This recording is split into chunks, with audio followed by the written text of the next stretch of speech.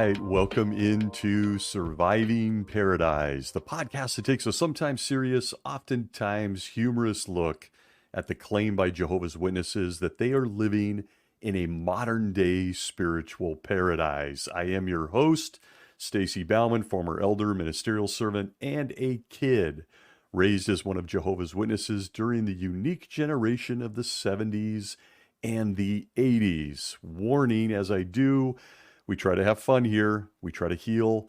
There's sarcasm, humor, there's even tears. Please know that it is never meant to offend. Even if we disagree, it's just sharing my own perspective regarding my own experience and time with Jehovah's Witnesses. So again, welcome into Paradise this week. I'm going to guess that almost all of us, at one time or another in our lives, I should say, have played this game or a form of the following game. If you could call a person or a persons, maybe a couple, 2, 3, or have dinner with one person throughout all of space and time, who would it be? There's a reason it's a fun conversation, right? You've probably done this in moments of boredom, camping trips, over a few cocktails, whatever the case may be. Who would be the one person or persons that you would love to have a meal with in a conversation? And I'll tell you, the reason it's so fun is because the answers often tell you a lot about the person. The answers inevitably differ a great deal by age, life experience, etc. As a kid, you tend to answer with your heroes. At least I did. For me, it was my favorite players on the Los Angeles Rams when I was a kid, or it was Han Solo from Star Wars. Little did I know he was just a character. But as I got older and puberty did its thing, it was always Susanna Hoffs of the Bengals. She was my choice. She's still my all-time celebrity crush.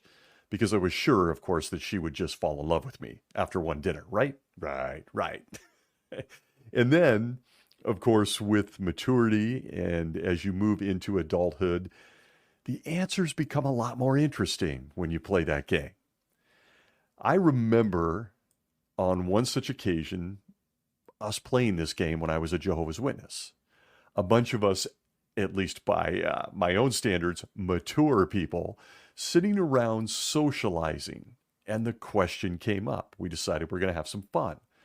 I remember some of the people in our group saying, I'd go with Mark Twain.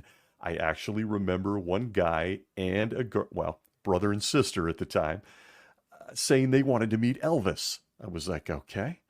One of the ladies I remember said Cleopatra. And I was fascinated by all these answers. It told me a lot about them as people and what interested them. And then leave it to me to turn something silly and something that's supposed to be very chill and laid back into something very serious. It's a peek into who I was at that time as a Jehovah's Witness. It came to me, my turn, and I said, well, obviously, I would choose Jehovah and Jesus Christ. I'm embarrassed to relate that story. But that is in fact what I said. I still actually hold to Jesus Christ, maybe a combo for another time. But you could feel the collective eye roll. But hey, in this environment, even in this moment, I was an elder and I need to set the example. So my choices of who I'd want to have a dinner with, a conversation, or a one-time visit was, of course, Jehovah and his son, Jesus Christ. But seriously, aside from annoying everyone, I had thought I had some pretty good reasoning on this. I had some questions for them, and I'm guessing that all of us probably have or did at one time. From the guy who was apparently taking himself too seriously, I only had one question that mattered, and I've shared it on this show before. And that question was this: why? Has anyone ever wrapped their head around why Jehovah and Jesus were sitting there in perfection and decided to create a free will wielding bunch of brats that would disobey, destroy their home, and harm each other? That was my question. Why? Wasn't it enough to be a bunch of invisible spirits up there somewhere in the universe and the cosmos, living in total harmony, creating galaxies and stuff? I was very curious about this. Did they really need to tempt the angel, currently known as Satan, by creating a bunch of kids that he wanted to make his own? Did genderless angels really need to see how gorgeous human females are? There were so many questions. And so, when this game was rolled out and was supposed to be fun and lighthearted, leave it to me to turn it into something serious at the time because I was a Jehovah's Witness elder. But alas, here we are.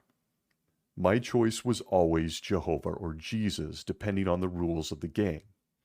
Can I pick someone no one has ever seen or can prove exists? I felt like we could solve 99% of the world's problems if he could just answer a couple of my basic questions for us. I shared with the group, imagine being able to ask, is this publishing company in New York really the only true religion on the planet? Can you, Jesus, give us a hint as to your father's real name? Can you just appear and let all of mankind know they're wrong and we're right, and we can skip this preaching work thing? I had so many questions. And so when that game rolled around, those were my choices. But all this did for me was solidify how important the next best thing to a conversation with Jehovah or his son Jesus would be. Albeit, and admittedly, it's a one-way conversation, but we will settle for what we can get, right? And that next best thing for a Jehovah's Witness, if you want to ask Jehovah or Jesus a question or get an answer allegedly or anything else, is called prayer. And I'm going to bravely venture into a subject that can be very emotional, and at times, I'll even say it, it can be controversial. I'm now going to issue another disclaimer because I feel like I need to. I'm fully aware that prayer as an act is a sacred practice in almost all religions. But just another quick reminder, this particular show is talking and considers Jehovah's Witnesses. I try my best to show respect for any and all beliefs, especially those surrounding Christianity, which this show is anchored in, but at the same time, I want to share my own perspective. And I'll start here. One-on-one communication between two beings, I guess that's what we'll have to call them, is a highly intimate thing. And for that reason, prayer is arguably the most personal of all Christian habits. And one could reasonably conclude that the same is true among Jehovah's Witnesses, right? A visit to one of their meetings and you soon learn that yes, prayer is an important practice and highly encouraged by the governing body. So there's that. I've spent many sleepless nights trying to remember what the very first thing was that I learned as a little guy inside Jehovah's Witnesses. We will call this my enemy of God phase, since I wasn't yet baptized. But I've often tried to figure out what that was. I'm pretty sure it was learning God's name was Jehovah, and that I can talk to him, and that he actually hears me. And listen, full disclosure, as a kid who didn't have a father or a male figure in the home or in his life, it was knowing that I did have one. Even though I couldn't see him, just like my biological father, incidentally, that brought me comfort.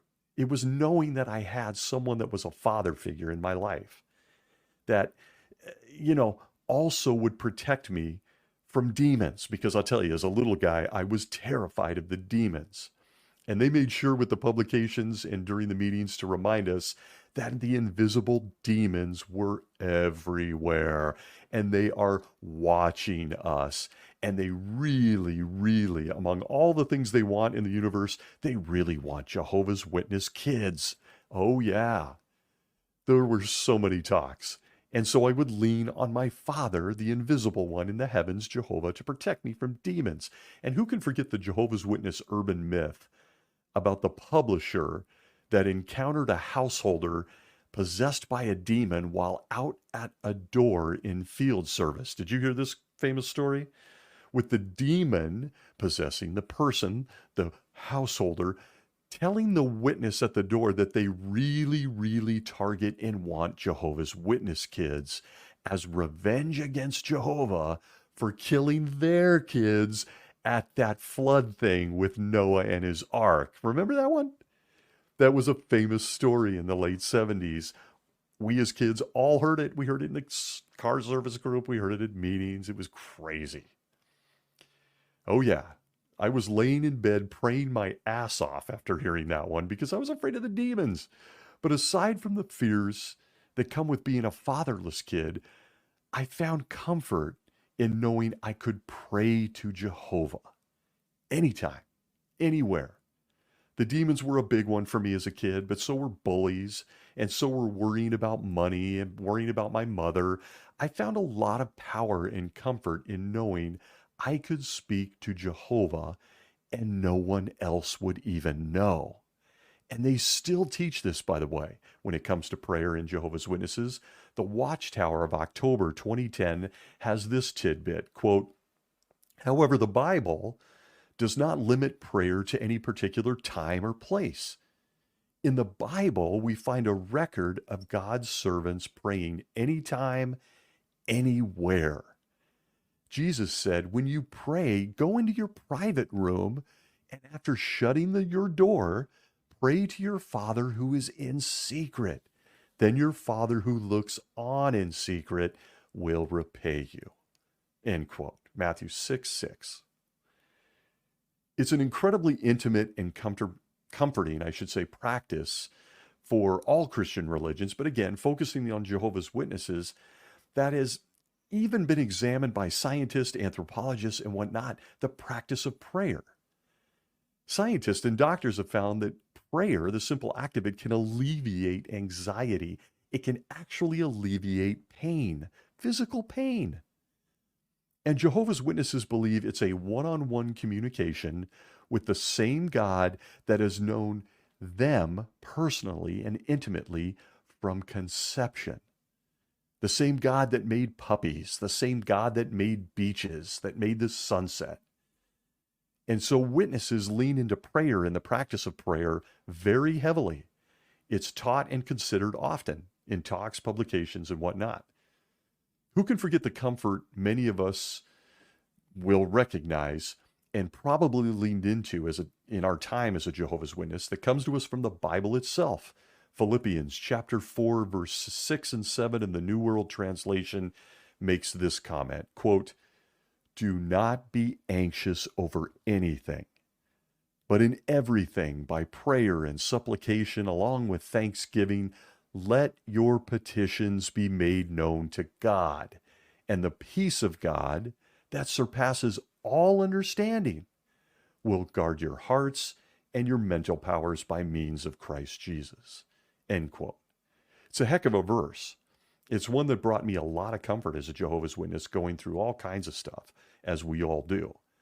This peace that we were going to get from the act of prayer, of unloading on Jehovah, was going to be surpass any knowledge we had. It was going to surpass even understanding. Like, how does this work? Why does it work? It just does. And so powerful and so often are those verses used at meetings and at conventions and assemblies that for many decades, the leadership of Jehovah's Witnesses said it was all you ever needed if you were depressed or you were anxious. Some of us that have been around a while and grew up during this time will remember that the governing body even discouraged medical attention or talk therapy or medication for those suffering from mental disease or illness, things like depression and illness. They discouraged it. All you had to do, according to them, was pray more. You just need to be praying more when you're anxious, schizophrenic, depressed. Yeah, just pray, just like it says at Philippians 4, 6, and 7. Regardless of their incredible ignorance on that subject, those are still comforting verses found in the Bible. And trust me, there's a lot of verses that aren't comforting in the Bible. That's one I'm going to say is pretty darn good. I read them often back in the day. And while I can quote many, many more, all of them familiar to anyone who is a former Jehovah's Witness, I found myself questioning many of the things that came with the act of prayer as a witness. Questions I never got answers to. Practices that continue to this day, all surrounding something as intimate as a conversation with Jehovah God, the Creator. And my own observations range from the silly to the very, very serious. And perhaps some of this isn't familiar to someone that has never been a Jehovah's Witness. I recognize that. But for those that have, consider just a few of what I refer to. And first, at the risk of overemphasizing this, prayer is really truly intimate. It's heartfelt. It's an act that, again, even secular authorities and scientists recognize has benefit. And did you know that it's so special in nature that it actually separates us from the lions, tigers, and bears? Oh my. The Watchtower, October of 2010, under the article Prayer, Why, says this, quote, prayer sets humans apart from all other forms of life on this earth. Granted, we have much in common with the animals. I wonder why. Quote, like them, we need food, air, and water. Like them, we are born, we live, and we die. But only humans pray. Why? Perhaps the simplest answer is that we need to. Prayer, after all, is generally seen as a way for people to reach out to the spirit realm, to something they view as holy or sacred or eternal. End quote. So here we are. We can't have dinner as the game I mentioned at the beginning of this little episode. We can't choose to have a conversation, a two-way conversation, or a dinner with Jehovah. But we do have prayer. He provided that so we could reach out to the invisible folks that might like us and in some cases don't. It's really the only way to speak to invisible people. I'm going to leave that irony alone, but I think you know how I feel about it. And so the only way for a Jehovah's Witness to bypass the 9 guys in upstate New York and get a direct hearing with Jehovah is to pray to him. But of course, Jehovah's Witnesses believe that was all made possible by, well, the 9 guys in upstate New York. Let that sink in. Prayer for the vast majority of Jehovah's Witnesses really only exists, well, kind of because of them too. Did you know? You may initially think I'm reaching with such a comment and I'm being a little ridiculous. And look, I get it. I do. But Jehovah's Witnesses believe that anything short of strict obedience and support for the governing body of Jehovah's Witnesses, also known as the Faithful and Discreet Slave since 2012, renders any of your worship completely worthless to Jehovah. And that includes your prayers. You have to be associated with them to be able to have the one-on-one conversation with invisible spirit creatures. From the Watchtower of 1972, December 15th, pages 755 through 757, do you submit to Christ's headship today? We get this, quote, so, recognition of that governing body and its place in God's theocratic arrangement of things is necessary for submission to the headship of God's Son. Okay. The Watchtower of 2009, October 15th, pages 13 through 17, the series You Are My Friends tells us this, quote, therefore, the primary way that those with the earthly hope demonstrate their desire to be friends with Christ is by supporting the faithful slave class, end quote, now only the governing body in the last 10 years.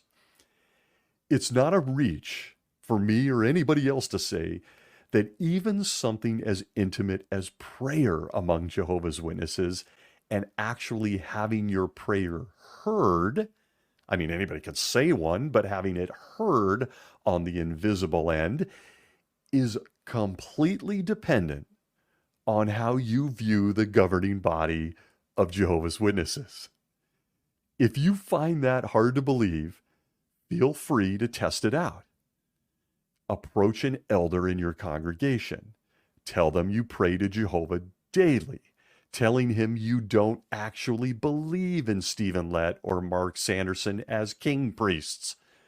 Let us know how that conversation goes. Please don't do that.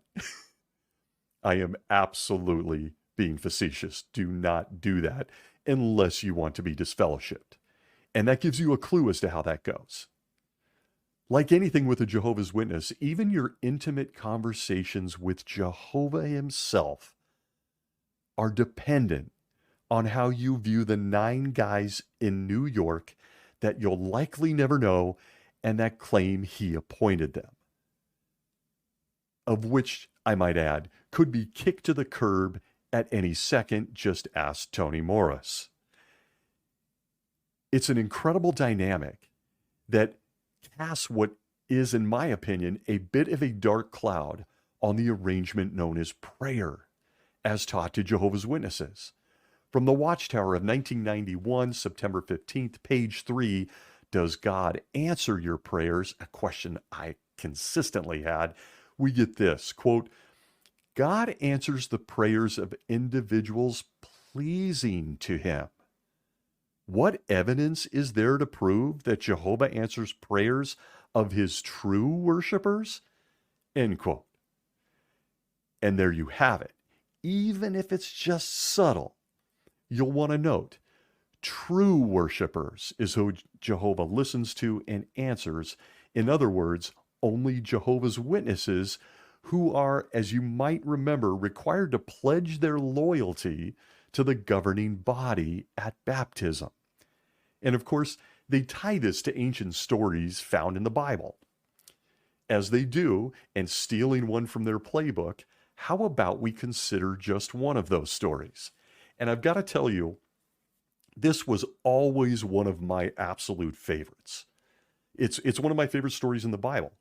I had an entire public talk built around the story that follows, and I have to say, I really enjoyed giving that talk. I enjoy this story, mostly because I love a prophet who is also a good trash talker, who can talk some shit.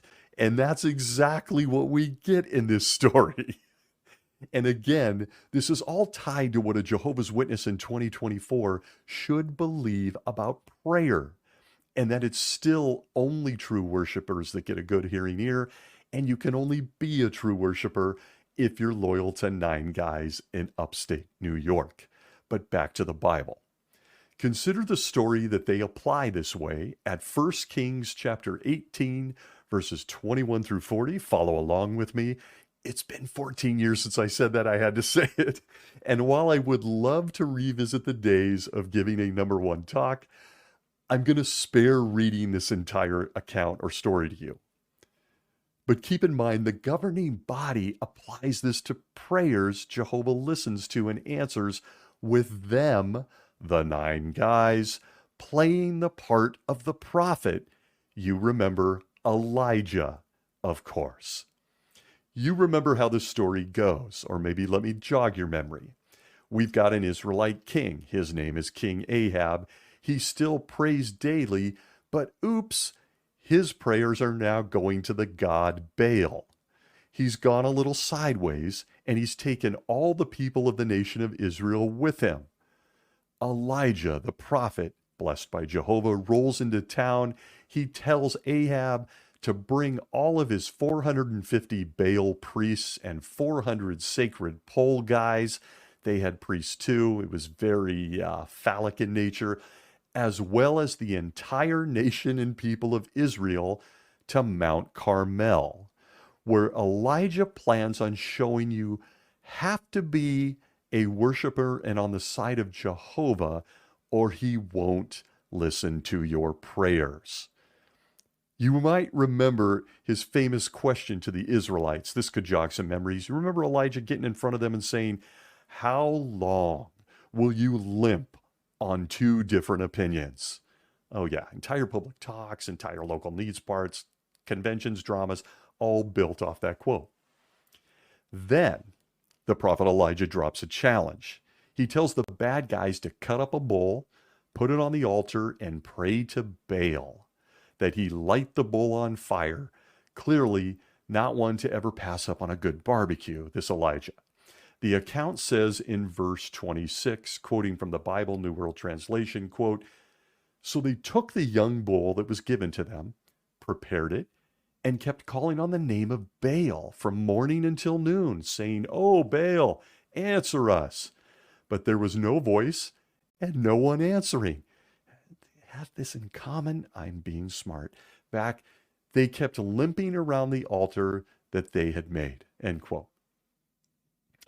Never mind that you have to wonder how everyone stood there for hours just watching these guys limp around, pray to an invisible god known as Baal, something I guess the Israelites could actually relate to, and Jehovah's Witnesses, but they just stood there watching this for hours. These guys clearly didn't support the governing body. Scratch that.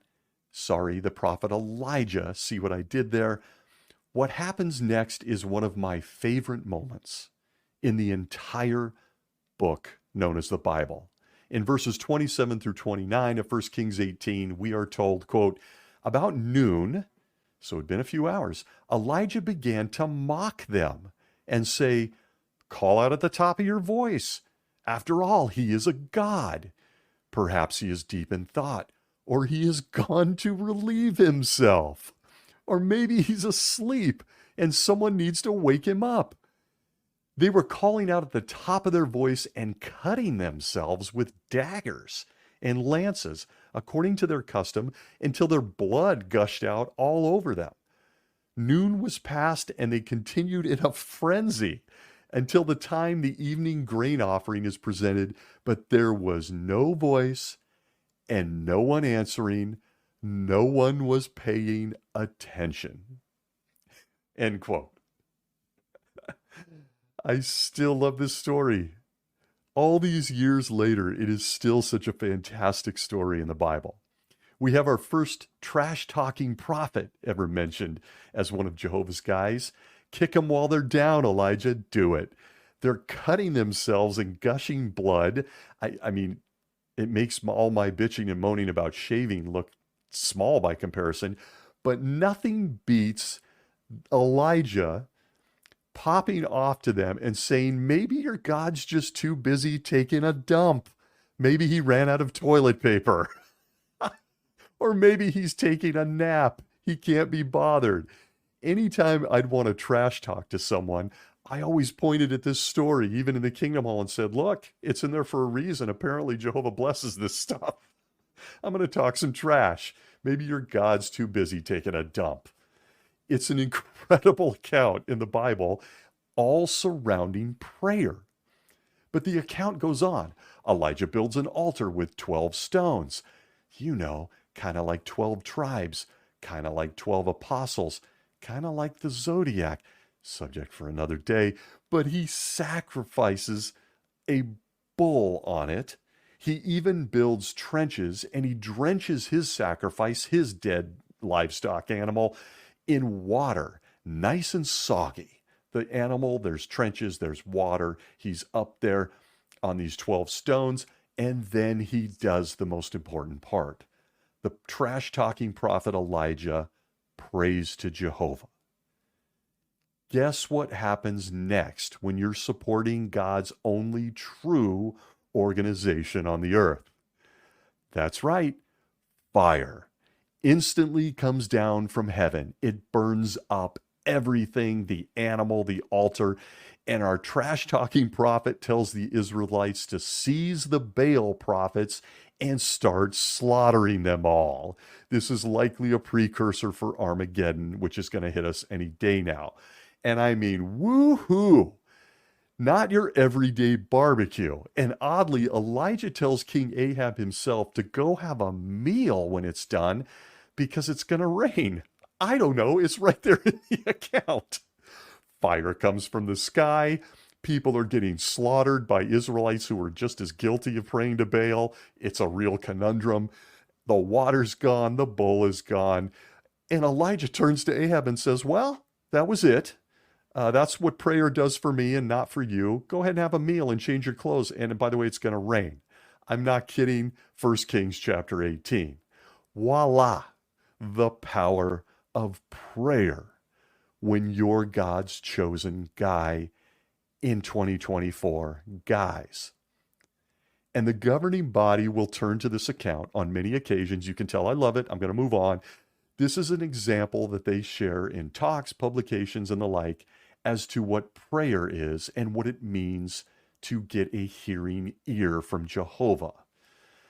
Haven't seen a lot of fire, prayed for a lot of things, just keep going. I know they're invisible. But despite my own long history of praying as a Jehovah's Witness, I was always puzzled by many of the things that came with the act of prayer. I'd pick up the Bible, I'd see that literally anyone, and it's right there in its pages, including pagans, unbelievers, non-Israelites, sinners, people killing other people, see Saul who turned into Paul, even kids, and can you believe this? Even women were able to pray to Jehovah. It seemed pretty simple. It seemed pretty intimate. It seemed even pretty private. But they were getting a hearing ear, so much so that he made sure to record the entire event in his book.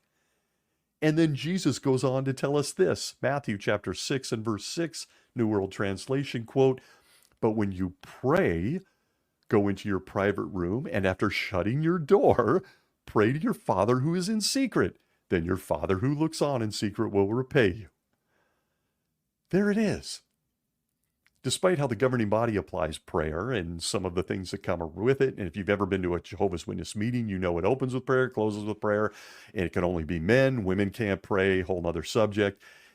I was always puzzled that they tried to apply this to prayers are really only heard and answered when you're obeying them, when you're a baptized Jehovah's Witness. We'll get deeper into that. I really struggled to understand all the rules and policies that the governing body put in place with Jehovah's Witnesses and prayer, an intimate, private act between them and the invisible God. I'm not here going to go into the Apostle Paul's stuff and how things changed a lot from what Jesus said with Paul and how it doesn't match Jesus' stuff at all. But the rules around an intimate conversation with the Creator are something to behold in this religion. They're really something to behold and to consider. And I want to give you a few to contemplate. If you're a witness, you're going to recognize some of this stuff. And then I want to move on to something I find much more important when it comes to prayer. But first, as I've gotten away from my random weekly grab bag of thoughts that come out of my crazy head, I'm going to dive into a few on this subject. First and foremost, did you know, whether you are a Jehovah's Witness or not, that only baptized Jehovah's Witnesses get an unrestricted visit with Jehovah? That's right. Jehovah can hang up on you or send you to voicemail unless you've been baptized as one of Jehovah's Witnesses, likely at a circuit assembly. From the Watchtower of 1990, May 15th, May 15th, pages 10 through 15, the series of articles, Fear Jehovah, the Hearer of Prayer, we are told this from the governing body, quote, "Fearers of Jehovah have made a dedication to God in prayer and symbolized this by undergoing water baptism. They thus have an unrestricted privilege of prayer." Well then, can unbaptized persons be encouraged to pray with the hope of being heard? Anyone today progressing toward dedication may be encouraged to pray. There's our first stipulation.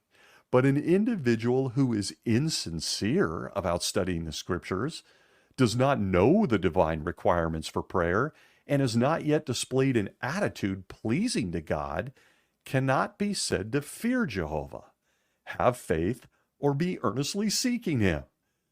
Such a person is not in position to offer prayers acceptable to God. End quote. Unbelievable. The Watchtower of 1990, May 15th. I discovered this little tidbit from the governing body well into my adulthood. I had never even thought about it before. I was a kid who prayed my entire life to him, especially right before I went to sleep at night because I was terrified Satan and the demons were under my bed. I thought back to all those times I prayed to Jehovah asking for help or protection. And I immediately thought, well, I guess he sent me to voicemail. I don't know. I guess he sent me to voicemail. It explained to me how so many of my prayers went unanswered. Ever.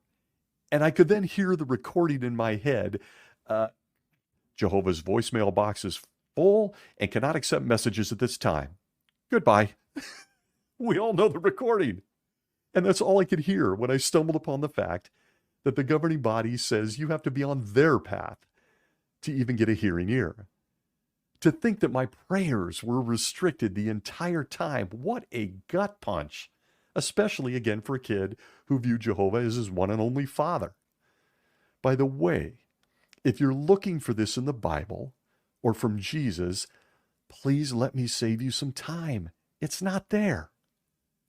It was fabricated and created by the governing body of Jehovah's Witnesses. Sort of like the 2 baptism questions you need to answer yes to when you decide to be a Jehovah's Witness. They're not there either. But there it is.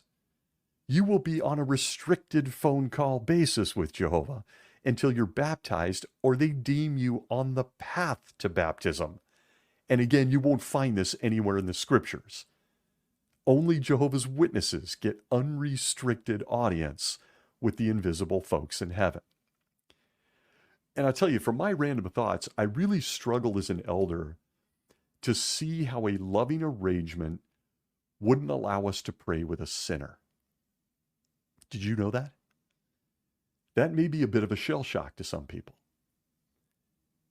The governing body teaches that you are not to pray with someone who is a sinner, a serious sinner. Let's go back to last week in the Secret Elder's Handbook from chapter 16 in the Shepherd the Flock of God's Secret Handbook. The instruction is laid out for elders. It goes something like this. And again, this pertains to judicial meetings. You are devastated. You have sinned. Maybe you're angry. Maybe you're crushed. Maybe you're so sick about this that you're thinking horrible, horrible thoughts about yourself, harm, and a whole bunch of things I don't want to talk about. But in this moment, the elders in chapter 16 of Shepherd the Flock of God book are told this. If the 3 elders in a judicial meeting decide the person is unrepentant and they decide to disfellowship them, they then go on a course of action that goes like this. They outline why they think they're unrepentant, how they can get reinstated. They tell them that they can appeal. I might add, don't bother with that. It's a waste of time. And then, in subheading 26 of section 3, they give them some of the most important information a devastated sinner in their lowest moment will ever hear. Quoting subheading 26, section 3, right from the book, quote, inform him that he may obtain a personal copy of the magazines and other literature, including special request items at the Kingdom Hall, end quote. So if you're keeping track, you're gutted. You are a mess. This is why. This is how you get back. You can appeal if you want to. Don't bother. And we're going to let you still get copies of the Watchtower. You can still read our literature. You can still read our stuff. You're actually seeing this play out in Norway right now, in court. That's right. You're slated for death at Armageddon. You've been disfellowshipped. You cannot speak to your family or friends. We think you are unrepentant, but feel free to pick up a copy of the Watchtower magazine at the counter. It's all very loving. That's a side point. Here's the worst part, and it surrounds this issue of prayer. Once someone is told they're disfellowshipped, the elders cannot and will not pray with them. The entire arrangement that we are told is loving and comes from Jehovah, that Jesus forgot to mention. Even Paul didn't even mention it. No one mentioned it. But we are told this is loving. You come forward to the shepherds for healing, the balsam of Gilead, James, come when you're sick. They are not allowed to pray with a sinner. Right after learning you can still read their publications if you're disfellowshipped, you just can't talk to your mom, Section 27, Chapter 16 tells the elders this in the handbook, quote, before dismissing the person, the elder should ask if he has any questions. After dismissing him, the judicial committee should conclude with prayer. End quote. A precious human being that just sat through the most humiliating, painful thing they'll likely ever go through. A human who also, by the way, benefits from Christ's ransom sacrifice, just like you, me, and the three guys judging them, doesn't even deserve a prayer. But just a reminder, like Jesus, disfellowshipping is very, very loving. It's a loving arrangement. We will not pray with you. We will not pray for you. One of the most devastating random thoughts that I had never put 5 seconds of time to until I was in that situation as an elder. I didn't even pick up on it during my judicial meetings as a teenager. It wasn't until I was older and understood the impact of the entire arrangement. But I have one more random thought from my own history with prayer. And I'm going to say this right now. I'll warn everyone right here. This is one of my real random thoughts. And I had it since I was a little guy, a kid. And I've never been able to shake it on this subject of prayer. I mentioned that one-on-one communication is incredibly intimate. I don't think anyone's going to disagree with that. My private thoughts, your private thoughts to the creator of all things is incredibly personal.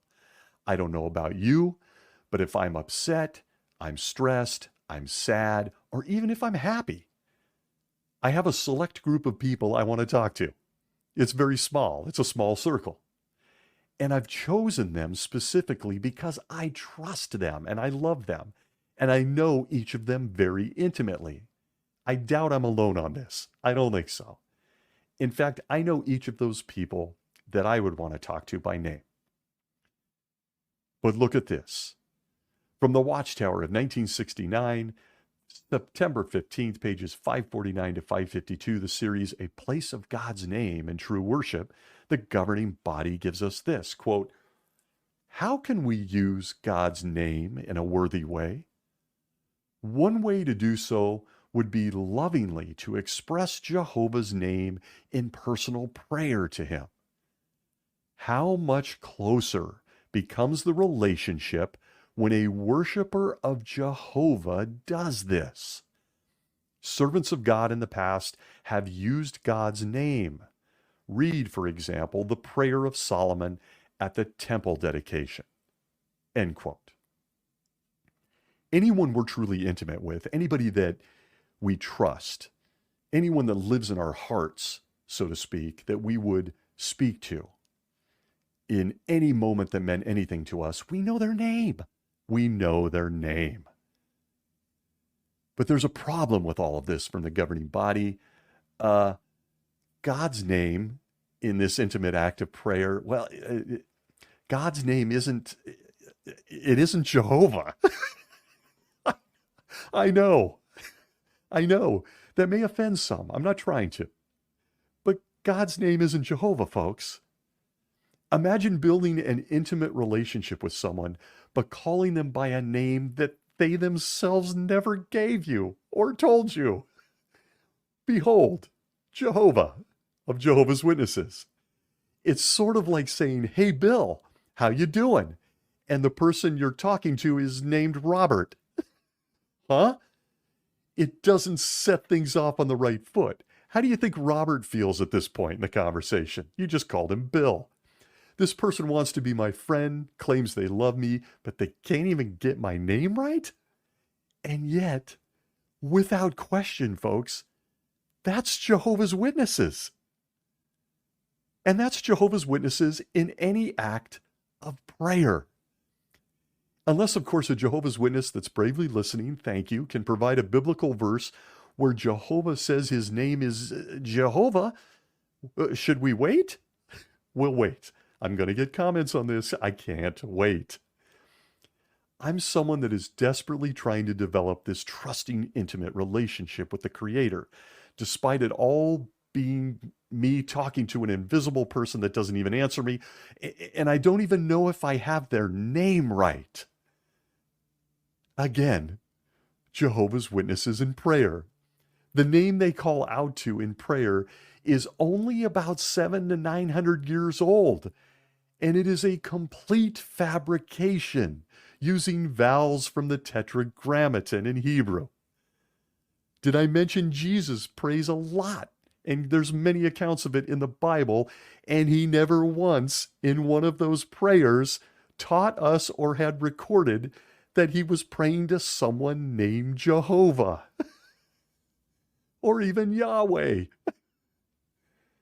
This is the creator of the universe, and I'm trying to figure out how my best friend would react if I called them by a name that wasn't theirs.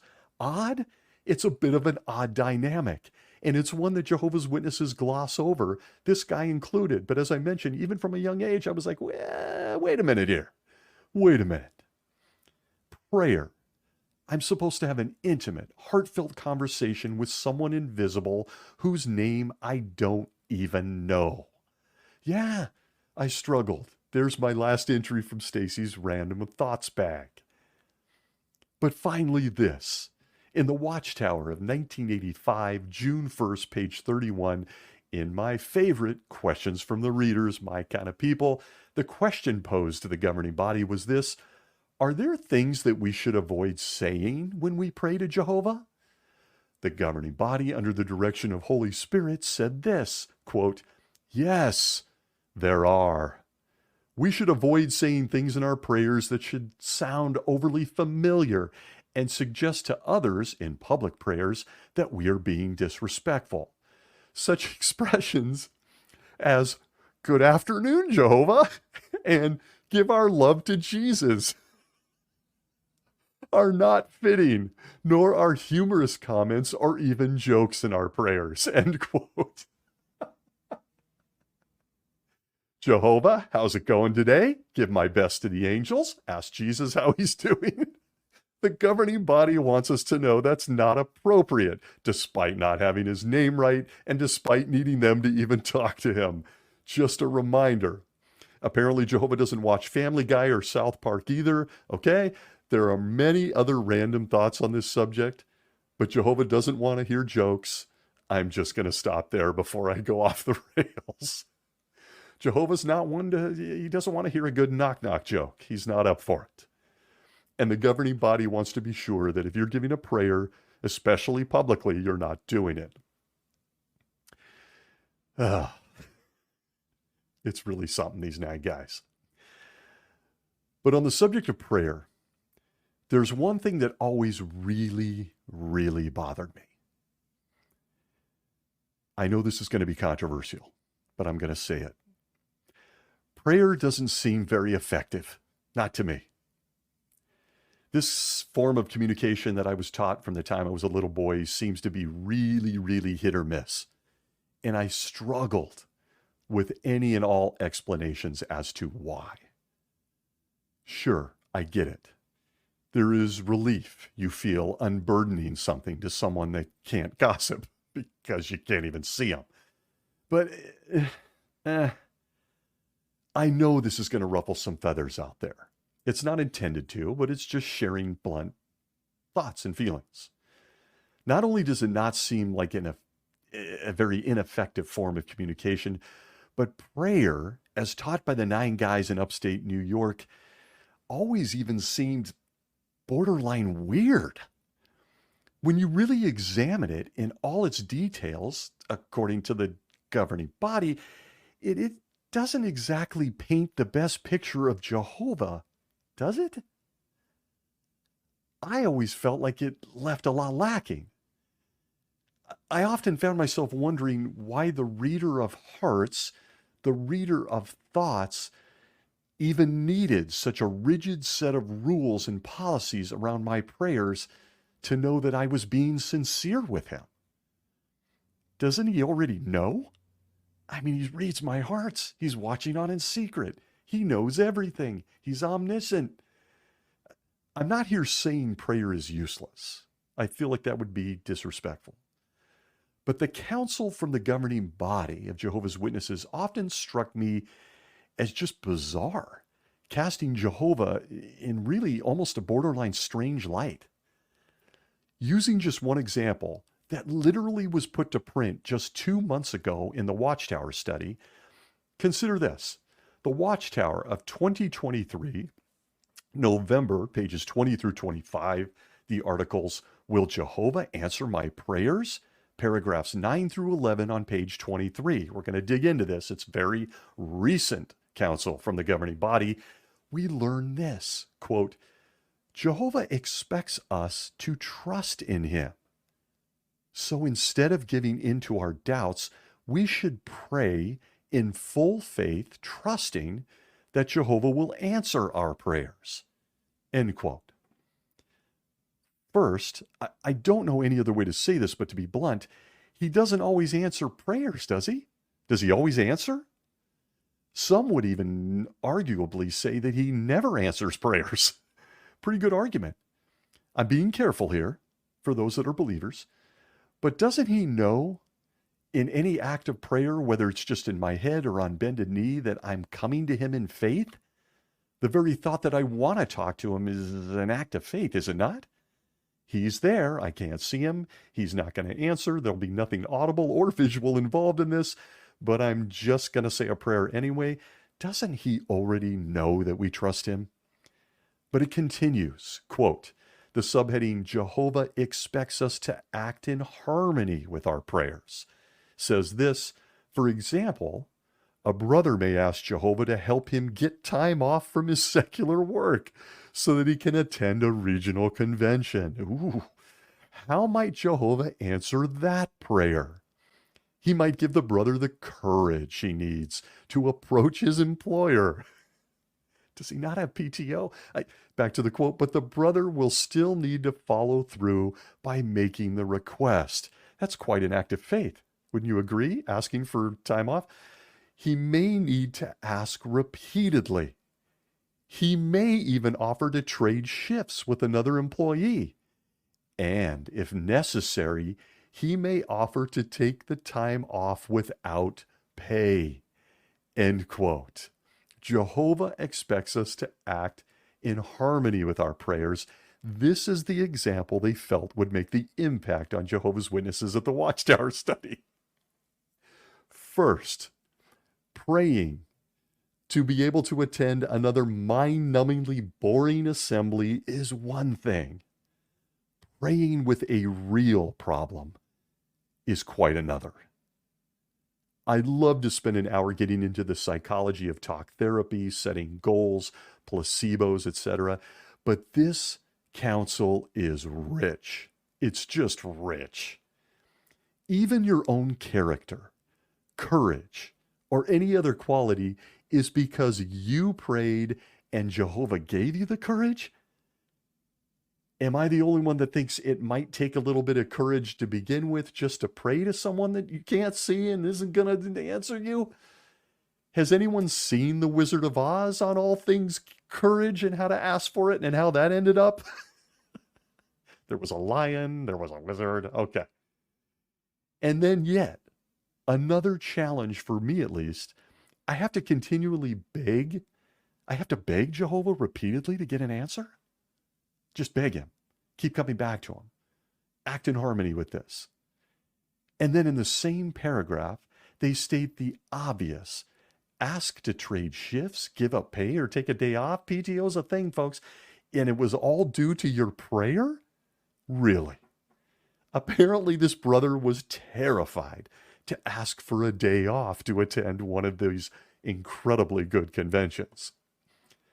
But it continues, the same article from November 2023 on All Things Prayer, quote, Jehovah expects us to pray repeatedly about our concerns. Jesus implied that some of our requests would not be granted right away. So do not give up. Pray earnestly and repeatedly. When we continue praying about a matter, we show Jehovah that our request is not just a passing whim. We also demonstrate our faith in his ability to help us, end quote. And there it is. This act of prayer among Jehovah's Witnesses and what they learn about it, it also includes begging. It includes a lot of begging, repeating yourself, asking over and over and over because Jehovah missed the point. And I got to tell you, he's the embodiment of perfection, of love. How do you feel when you have to beg someone you love for something? And just, I really want my wife or my partner to love me. Please love me. Please, please, please love me. Will you love me? Will you love me one more time? How about today? Please love me. How does that go over? And does Jehovah really need to know that your prayers and your requests aren't just some, quote, passing whim? What? Doesn't he read hearts? Back to that again? Hasn't he known me since conception, since my dad's sperm hit mom's egg? Haven't my hairs been numbered? And then there's this with this type of counsel that I can't shake. A young person who needs a blood transfusion and is begging to live, to be healthy and live. Does he know that this can't possibly be a passing whim from this little person? We really need to keep asking Jehovah because it might just be a passing whim. Kind of like asking to get to the convention on a Friday. It's a staggering example in my mind, in my heart, of how absurd the governing body is in teaching what prayer looks like when you just want to approach the creator of all things. When it comes to prayer, as taught by the 9 guys in New York, I often felt like it cast Jehovah in a bad light, in the least in a confusing light. Is that fair? Jehovah, under what they describe in prayer, comes off as mercurial. He even seems petty at times. Keep begging, keep asking, keep begging, keep doing it. Like he doesn't know that it's heartfelt, not a whim. The lack of consistency in how Jehovah, as taught by the governing body, handles prayers always left me absolutely puzzled. And look, I gave a lot of prayers. Not only personal ones, which are, of course, very intimate, but also at district conventions, circuit assemblies, baptisms, weddings, funerals. And it always taught to us that while our concerns are important to him, it was nothing apparently compared to how he would interact with Satan on the subject. What? I know. You feel like I just lost my marbles. I didn't.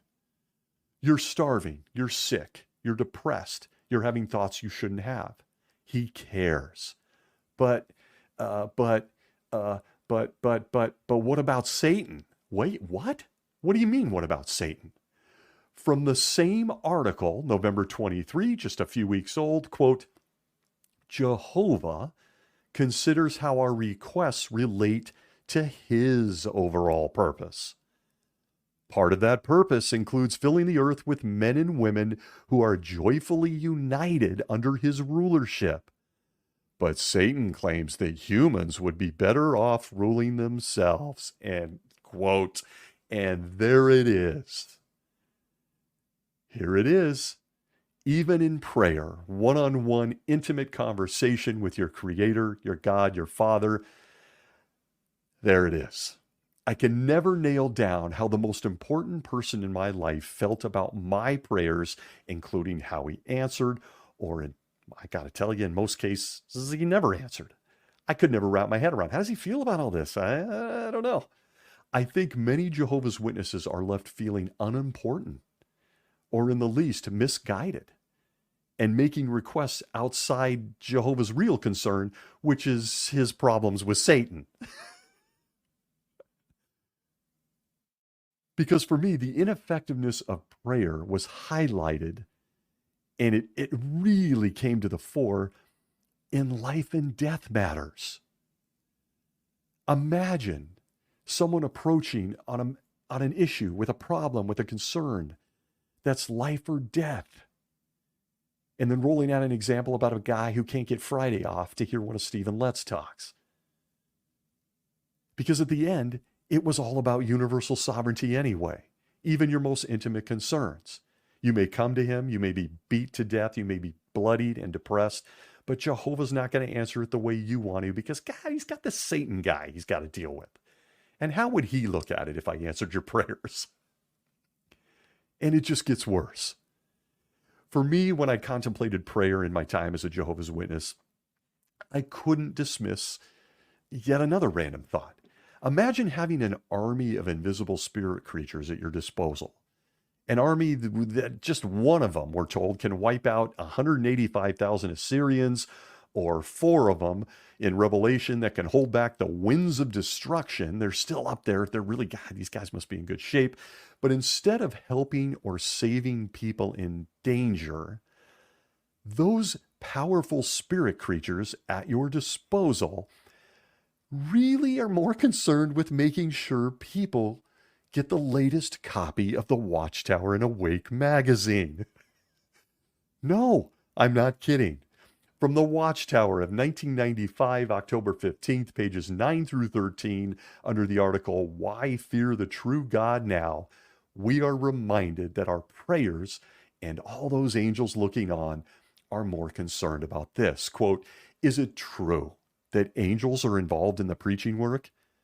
Well, it certainly seems clear that angelic guidance has often brought Jehovah's Witnesses to a home where some distressed soul was yearning, even praying for spiritual help. For example, 2 of Jehovah's Witnesses, accompanied by a small child, were telling the good news on a Caribbean island. As noon approached, the 2 adults decided they would stop for the day. But the child was unusually keen to visit the next house. When he saw that the adults were not inclined to do so at that time, he went by himself and knocked. They probably also used this experience to show how to discipline your kids and what happens when they're disobedient, right? Right. Back to the quote. This little guy went to the door, knocked without the adults because he wasn't going to be denied the next door. Quote, she invited them in, explaining that right when she heard the knock on the door, she had been praying that God send witnesses to her to teach her the Bible. Arrangements were made for a Bible study. End quote. And there you have it. Witnesses pray to Jehovah in moments of grief and moments of joy and moments of need. He might answer, he might not answer. He's got to consider what Satan would think of all of this. Just read the quote. And with all of that unnumbered army standing by his side, the angels with incredible powers, they answer prayers where someone needs a watchtower and a Bible study. I still have no explanation for this stuff. Most Jehovah's Witnesses who question an experience like this, which, by the way, can't be corroborated. No one knows if it's true. If I'm in the Caribbean, I'm not out in service, I'm on a beach. Doesn't matter. Most Jehovah's Witnesses, if they question this stuff and keep praying, they're told to wait on Jehovah. That's the answer. Keep praying. He needs to apparently see how much you want it. Not so much from this person. She was praying and a little guy disobeyed his parents and went and knocked on the door and it's all hunky-dory. The angels directed him there. Didn't direct him to the same people who were being wiped out by a hurricane on a neighboring island. If you can explain that, we're all ears.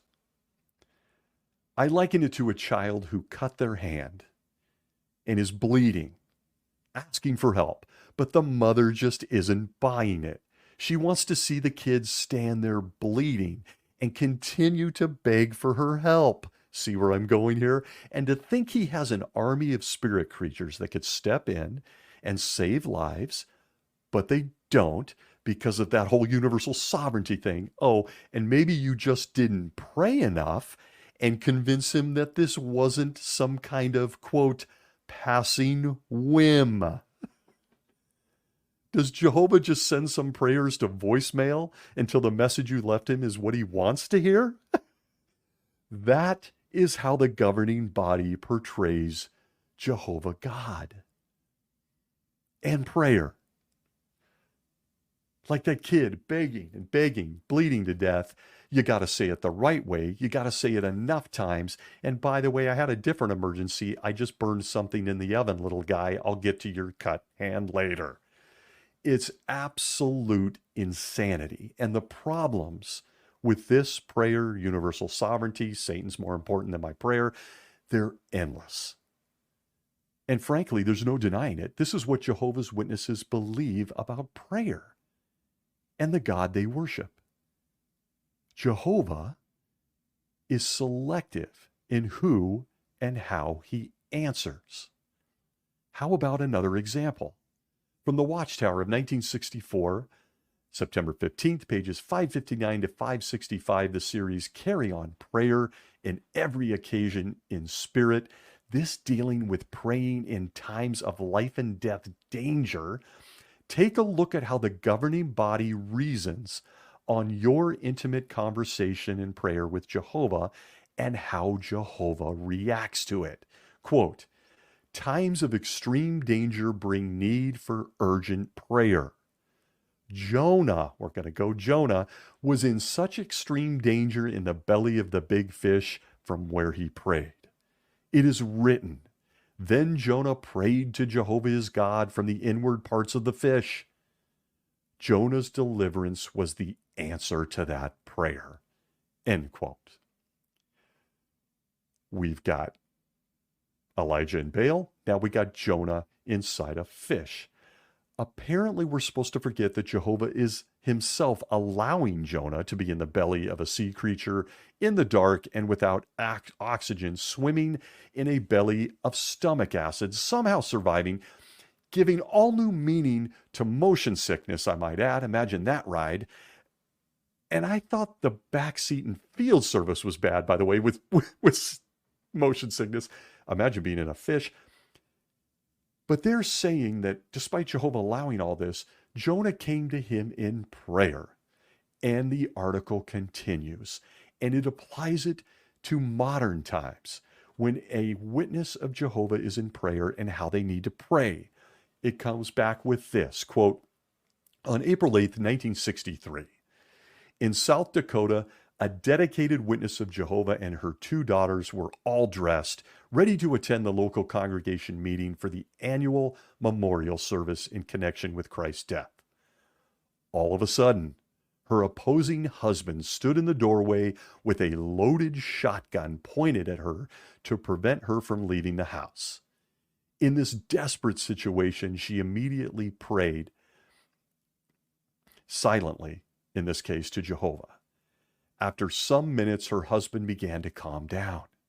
He listened to her earnest appeal and finally permitted her to attend the closing part of the memorial service. Her prayer brought further results in that her husband is now more tolerant and listens to explanations of the Bible. End quote. We got Jonah and a fish. We got a woman who needs to go to memorial. Both of them prayed. Jehovah answered. And I think we're all relieved this woman and her children weren't harmed in this story, whether it's fictitious or not. We're all supposed to believe that in this case, this was Jehovah moving her apparently to the top of his voicemail box and saving them from impending violence at the hands of the father and husband. But here is the problem, folks. Here is the problem. All of this, of course, rooted in prayer. You wonder what happens if she didn't pray. You wonder what happens if Jonah didn't pray. Jonah, hold on. But here's the problem. In true, devastating fashion, when you read this story about the woman who just wanted to go to memorial and pass a plate and a cup with her kids and gets answered by Jehovah apparently instantaneously, we can only then sit back, pause, and reflect on the tragedy that happened at a Kingdom Hall of Jehovah's Witnesses in Hamburg, Germany in March of 2023. A congregation meeting that, like all meetings of Jehovah's Witnesses, was opened with a prayer in Jehovah's house. But apparently, Jehovah wasn't listening that night. What does the random way in which we are told he answers prayers tell us about him? Or were the people in attendance at this meeting, which was opened with prayer, not part of how he answered Satan's taunts that day? Because a gunman came into the Kingdom Hall under the veil of Holy Spirit and a prayer and killed people, shot up the Kingdom Hall. A lot like the husband standing in the doorway with a shotgun. She prayed, he answered.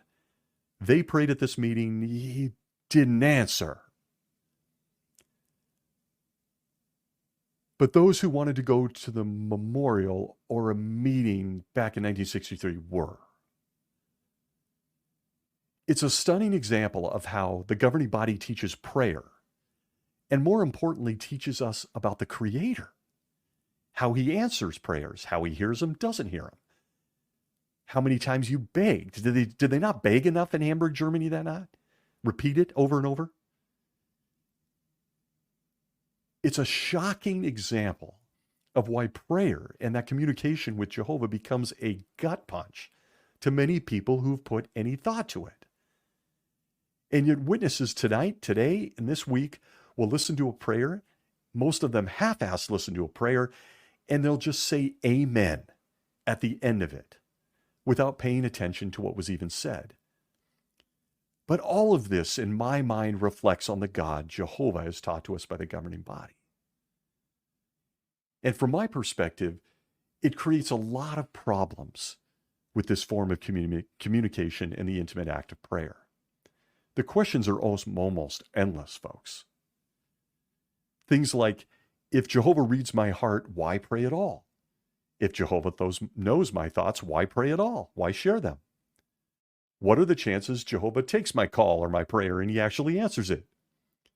Why do some people get an answer and some don't? See the woman at Memorial versus those innocent people in Hamburg, Germany just months ago. And trust me, the governing body tries to answer those types of questions. Is prayer a placebo? Is it like meditation? Since I pray in Jesus' name as he instructed, does he screen my calls to Jehovah and filter them out? All of this, when it comes to prayer, strays into fascinating areas worthy of conversation in Christianity, and specifically what Jehovah's Witnesses believe. But none of those questions take away from the fact that this is your only way to communicate with your Father. Whether or not he answers, well, look, no one can say. How about this idea from the governing body? Maybe you should keep a notebook at your bedside when you pray and record your prayers and check off the prayers he answers. I'm not kidding. From the Watchtower of 2023, May, pages 8 through 13, the article, How Jehovah Answers Our Prayers. Quote, our prayers are not usually answered in spectacular ways, but the answers we do receive are just what we need to remain loyal to our Heavenly Father. So be on the lookout for Jehovah's answers to your prayers. A sister named Yoko felt that Jehovah was not answering her prayers, but then she began to keep a record of what she asked Jehovah for. After some time had gone by, she looked back through her notebook and realized that Jehovah had answered most of her prayers, even some that she had forgotten about. From time to time, we need to pause and reflect on how Jehovah is answering our prayers. End quote. Keep a notebook. Write your prayers down. Check them off as you see Jehovah answering them or not. And I got to tell you, I read that experience straight from the 2023 May Watchtower and thought maybe the governing body could just provide another form for us to fill out, kind of like our time slips of days gone by, the S77, the old subscription forms. Make it a pink color this time. The subject of prayer, something so intimate and polarizing, has long fascinated me. I tried to share some of my random thoughts, some things that jumped out at me from my past. And I've got to tell you, in reality, I feel like I've barely scratched the surface. But in conclusion, I want to go back to that game that I mentioned at the outset of this conversation. And let me ask you, if you could talk to one person or have dinner with one person throughout all of space and time, who would it be? I ask for two reasons. One, I would love to learn about each of you as listeners, as people. It's so much fun. Post them. Social media, wherever it may be. And frankly, the second reason, well, I got to tell you, my answer has changed. My answer to that question, who I'd like to have dinner with or a one-time conversation with, has changed. If I could talk to one person throughout all of space and time, I have a new choice. It would be me. Me as a little guy, a boy. So much I want to talk about. I would no longer choose Jehovah or Jesus. Despite all the questions I compiled and that I have lined up, even to this day, specific to them, I came to a conclusion. They wouldn't show up anyway. I want to thank you for listening this week. Wherever you may be well.